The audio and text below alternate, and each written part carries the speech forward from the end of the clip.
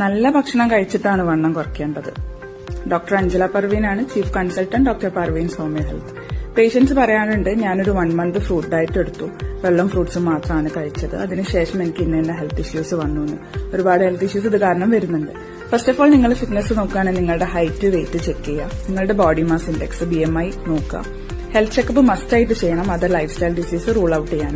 അതിനുശേഷം സെൽഫായിട്ടൊന്ന് അസസ് ചെയ്യുക എന്തൊക്കെ ചേഞ്ചസ് വരുത്തേണ്ടതെന്നുള്ളത്. ഉടനെ ചാടിക്കയറി വിഷമിച്ച് അതുവരെ കഴിച്ചുകൊണ്ടിരുന്ന ഫുഡെല്ലാം കട്ട് ഓഫ് ചെയ്യരുത്. പകരം ഒരു മന്ത്ലി ടാർഗറ്റ് പോസിബിൾ ആയിട്ടുള്ള ഇത്ര kg കുറയ്ക്കാന്നുള്ളത് വെക്കുക. നെക്സ്റ്റ് തിങ്, നിങ്ങൾ ഒബ്വിയസ്ലി ഫിസിക്കൽ ആക്ടിവിറ്റി ആണ് ആലോചിക്കുക. ജിം ആണെങ്കിലും ഹോം വർക്കൌട്ട് ആണെങ്കിലും ഒരു പ്രോപ്പർ ഗൈഡൻസിൽ ഗ്രാജുവലി മാത്രം ഹെവി വർക്കൌട്ടിലോട്ട് പോവാം.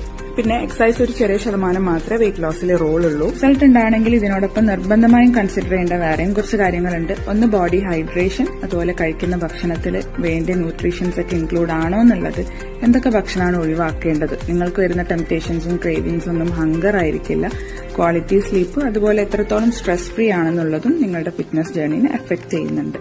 ഇതുപോലത്തെ സഡൻ വെയിറ്റ് ലോസ് തംബ്നെയിൽസിലേക്ക് ജമ്പ് ചെയ്യരുത്. നിങ്ങളുടെ ഫിറ്റ്നസ് ജേർണി നാളേക്ക് വെക്കാതെ ഇന്ന് തന്നെ സ്റ്റാർട്ട് ചെയ്യുക. അതുപോലെ പാതി വഴിയിൽ ഉപേക്ഷിക്കരുത്. കൺസിസ്റ്റന്റ് ആയിട്ട് എന്നാലേ റിസൾട്ട് ഉണ്ടാവുള്ളൂ.